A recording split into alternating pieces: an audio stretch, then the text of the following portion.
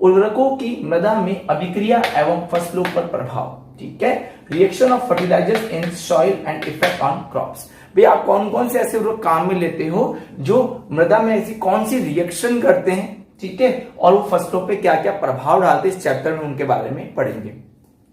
तो देखो ऐसे उर्वरकों को मैंने पोषक तत्वों के आधार पर अरेंज किया। अब आप जानते हो बहुत सारे पोषक तत्व हैं, nitrogen, phosphorus, potassium, calcium, bromine, है ना, मतलब अल्टीमेट है, क्लोराइड है, बहुत सारे हैं, कोबाल्ट है ना।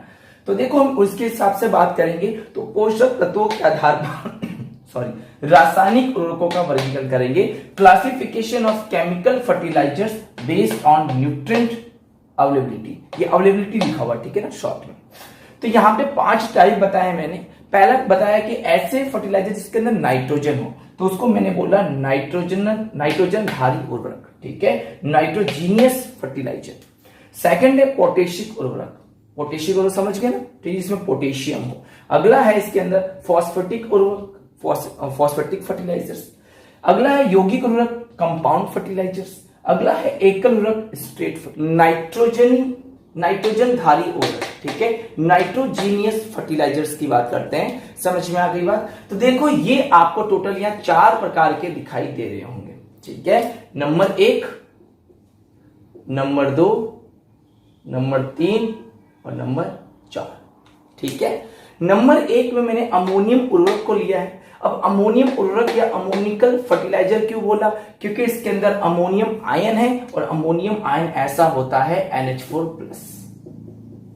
तो जिसमें भी NH4+ है उसी को मैं क्या बोल रहा हूं? अमोनियम उर्वरक, अमोनियम फर्टिलाइजर, अमोनिकल फर्टिलाइजर की बात करेंगे। समझ में आ गई सबको बात? ठीक है। आगे देखो, आगे है यहाँ पे नाइट्रेट उर्वरक। इसका मतलब अब जो तुम फर्टिलाइजर काम में लोगे उसके अंदर क्या होगा? NO3- होगा।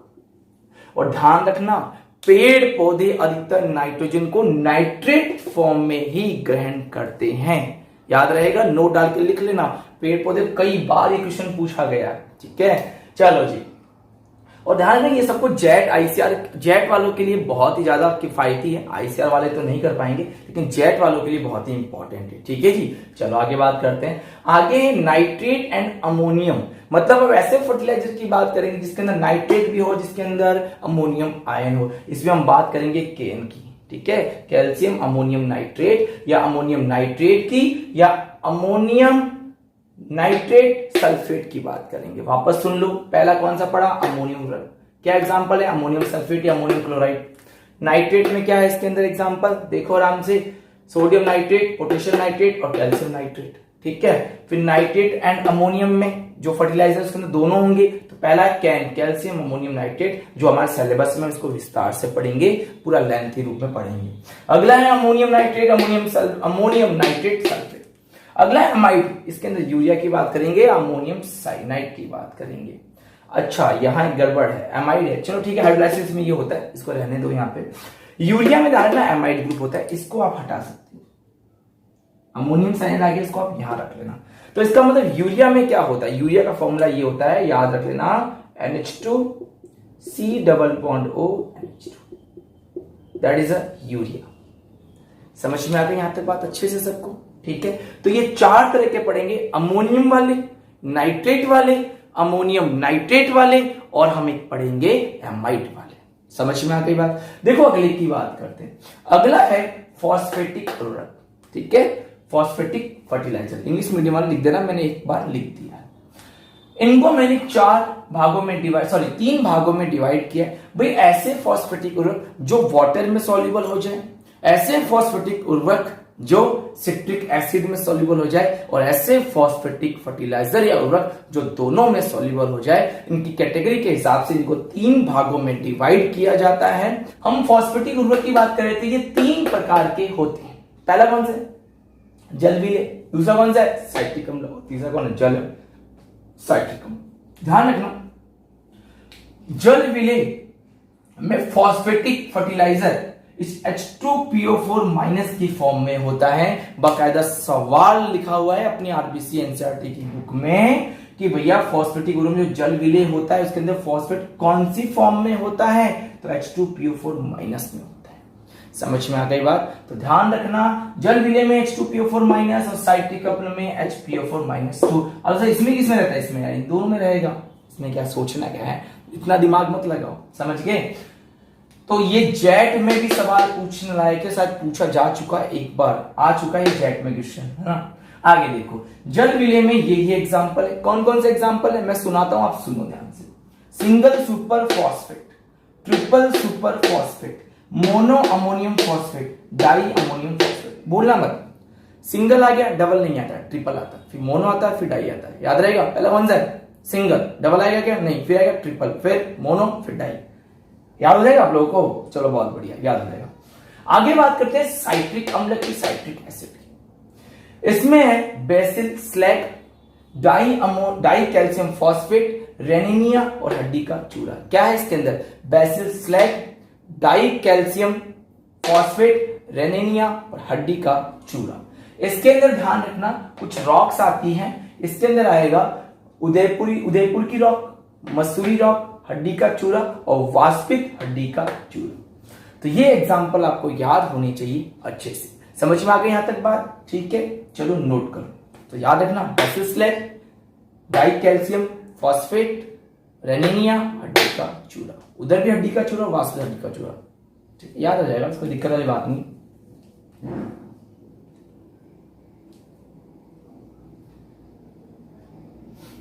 ठीक है, पहले वाले में याद है? सिंगल, डबल नहीं, ट्रिपल, मोनो, डाई। फिर साइट्रिक में कौन कौन से थे? Basic slag, dicalcium phosphate, रेनिया, हड्डी का चूरा। वहां पे उदयपुर या मसूरी रॉक्स, हड्डी का चूरा और वाष्पित हड्डी का चूरा। याद रहेगा? चलो बढ़िया, साथ के साथ याद करते चलना, बहुत बढ़िया चैप्टर है ना। जल्दी करो।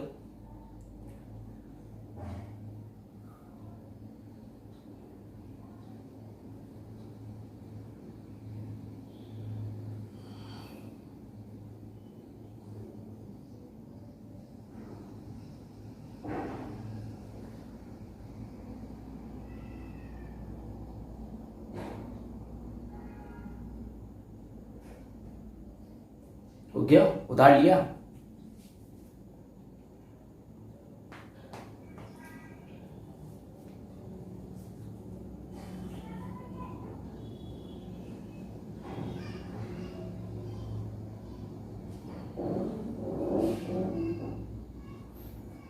हो गया? करो करो फटाफट।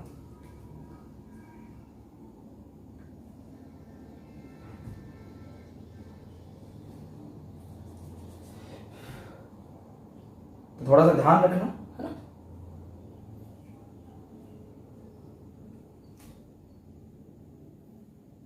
हो गया?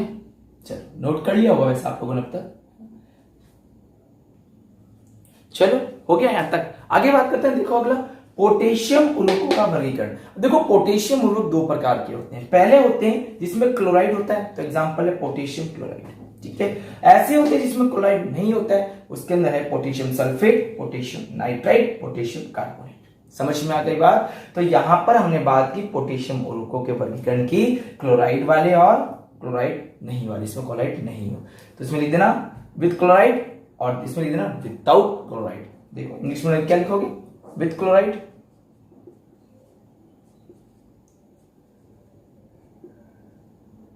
With chloride. यहां क्या लिखोगे? Without chloride. ठीक है,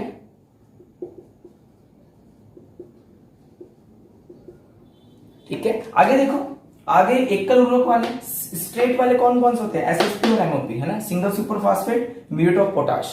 इसका नाम है single super phosphate muriate of potash. पढ़ेंगे, है ना, अभी नहीं, बाद में पढ़ लेंगे। योगी उर्वरक है DAP, डाई अमोनियम फॉस्फेट। क्या नाम है? Di ammonium phosphate. सबके फुल फॉर्म वगैरह बकायदा तरीके से पढ़ेंगे, टेंशन ना लो, एक एक पॉइंट पढ़ेंगे सबका।